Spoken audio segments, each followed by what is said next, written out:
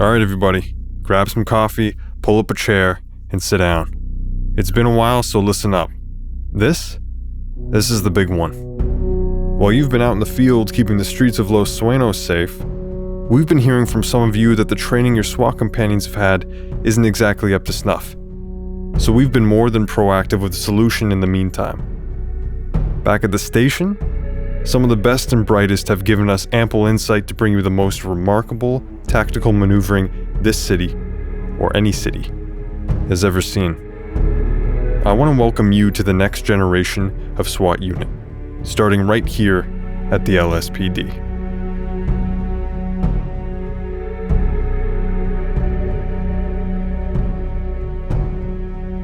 It all starts from the top, moving from point A to B. Movement has been overhauled to give you full control over how your team maneuvers through each level. The fall in command now allows you to choose how each member is grouped together, whether it's single file, double file, in a diamond, or in a wedge formation. You can decide on the fly what formation you want. On me, move. Within these groupings, threats at any angle are accounted for, based on what you've chosen. Proper order detection is in place as well, so formation is maintained at all times, regardless of where you are. Even if you're moving towards them, or aiming in their general direction, your team detects this and repositions accordingly. Stairs and ramps might slow you down, but everyone is fully aware of the risks at the top and bottom, and will act as such, keeping their weapons trained where they need to be. Incapacitated suspects and civilians will need plenty of room for medical, so your team will no longer trample over them.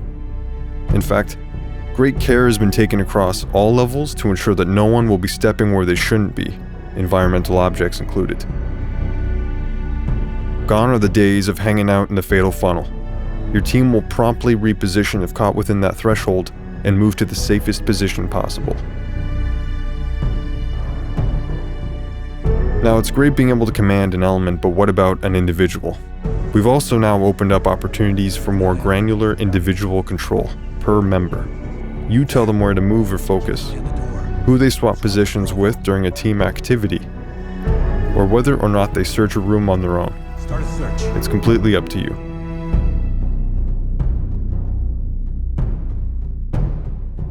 The stack up is one of the most effective tools in the SWAT tactics arsenal, and getting this right is the bread and butter of the Ready or Not experience. Stack up point placement has been significantly improved, meaning that only the safest stack up points are considered. Certain room layouts allow for certain stacks, while others prevent them, like corner-fed doors. But that being said, there are situations where an unsafe stack is necessary, like a tight hallway, as it's the only option available. Your team can stack all left, Post up on the left. That's affirmative. or all right, Post up on the right. Got it. or split, Split the stack on this door. In position. and shift around if need be for better positioning. Doing it.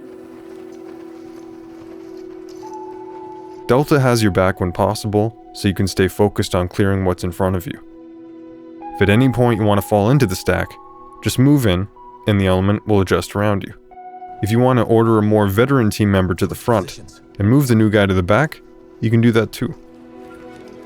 If no stack is specified, the most naturally safe side per member Provide cover. will be the side they stack on, without crossing that fatal funnel threshold in the process. This new system has been rigorously tested on all levels to ensure stability and consistency.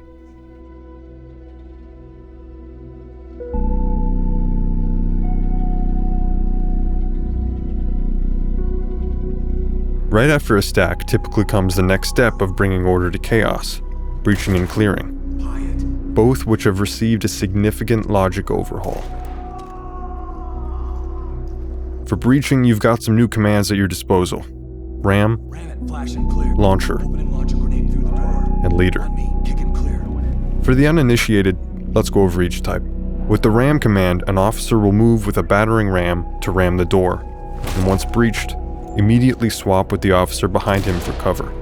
With the launcher command, an officer will move just outside of their position and lean to fire their launcher within the center of the target room while staying out of that fatal funnel in the process.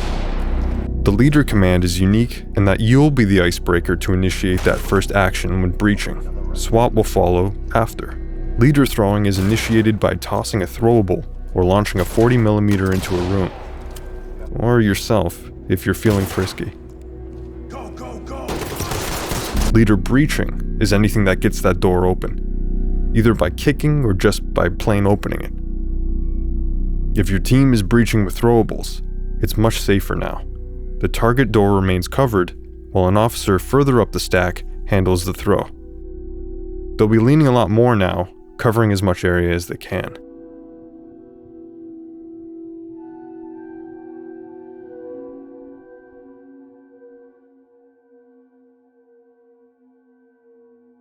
Now that your team's gone through more rigorous clearing training, they'll be faster and smoother than ever before. SWAT now have a comprehensive understanding of rooms as they navigate maps, meaning improved navigation and no more overextending into other rooms. They'll follow the left-right principle, using the button hook or flow-in maneuvers where applicable.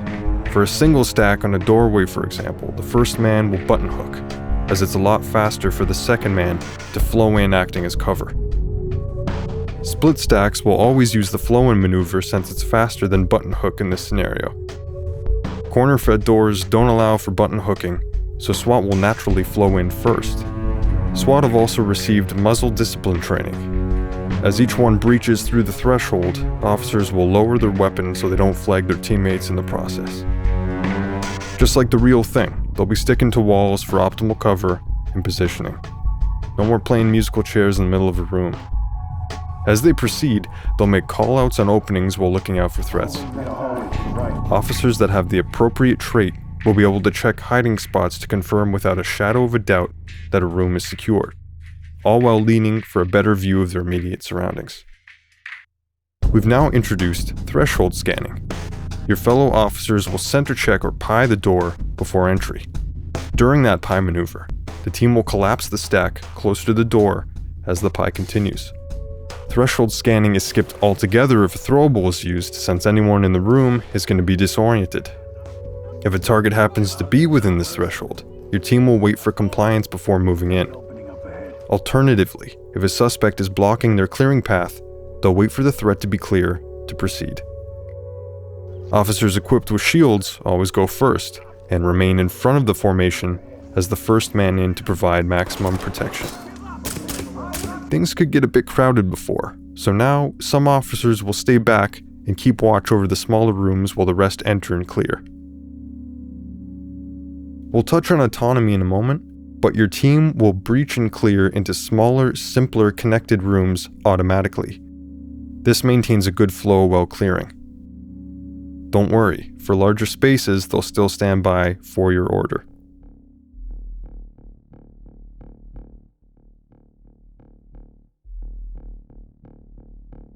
There's also been focus on the finer details, as well as improving existing behaviors to provide more depth to your experience while out on a call. Got multiple openings here. Threat awareness training has been provided, so all threats are appropriately accounted for, and not just the ones on the walls. An open door is considered more of a threat than a closed one, so in this situation, the open door is weighted more heavily as dangerous. During combat, conserving ammunition and accuracy is important, and your team knows that. They'll be able to select semi-auto fire with these things in mind. In the event that they do run out of ammo, they'll switch to their sidearm, because as the old mantra goes, switching to your sidearm is faster than reloading.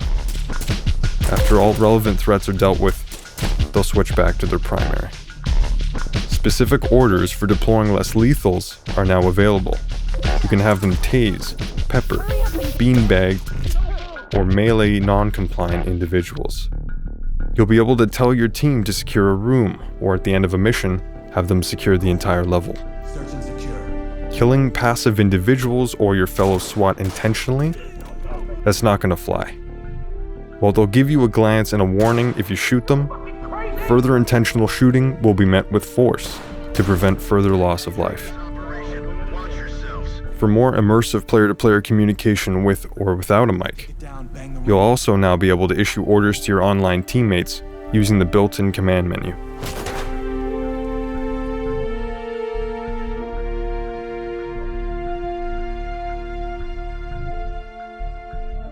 You aren't controlling a team of robots, so giving the team a stronger sense of independence was an important next step. Your element will now feel more intelligent and proficient than ever. They'll be able to collect evidence, as well as report and secure suspects and civilians, all on their own and all within earshot of you, so they don't wander too far. If you become incapacitated during a mission, the next in command will take over as lead, and you'll be able to monitor their progress through our improved team cam. All the tactics they use during missions, leaning, prying doors, breaches, all of those will be on full display until the mission is complete. Now keep in mind, even if they complete all objectives, this won't be considered a mission success. Now, just because we're talking tactical here doesn't mean everyone's getting their personalities from those 90s training videos. With 12 distinct new voices for your SWAT team alone, and over 18,000 lines of dialogue, they'll be livelier than ever. Quiet and loud variations, new callouts, more emotion. As you're moving through the many locales of Los Sueños, they might have some choice words for what they see, both good and bad. So weird seeing these old school diners. My parents used to take me to one all the time. Nothing like a cheeseburger from a diner. Thick motherfucker.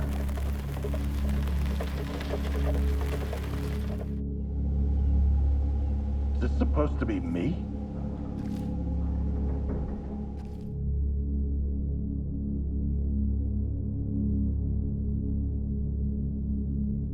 You hear all this talk of trailers but never see them. Notifying trailers. Well, now, once a mission is complete, trailers are going to do a sweep of the area and begin bagging evidence, as well as move arrested suspects and civilians back to the Bearcat. They'll stay out of your way and won't have a significant impact on your mission.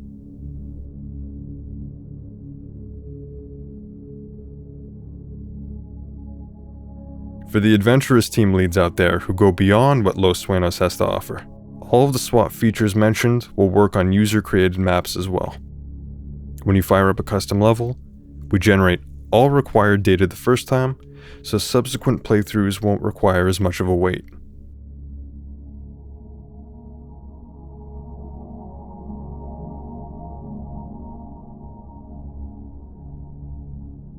We know it's taken some time, we know you've been waiting, but now you know why the wait was worth it. Falling in, stacking up, breaching, clearing, smart autonomy, human emotion.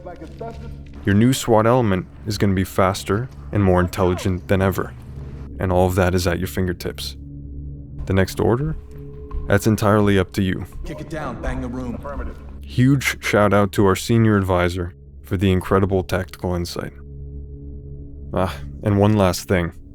Word around the station is that some of you are looking to bring your campaign squad into callouts with friends. While bringing SWAT AI into the Ready or Not co-op experience currently isn't planned, we're looking to explore it as a possibility for the future. Alright folks, this one's a wrap. Put them on safe and let them hang. We'll see you back at the station soon.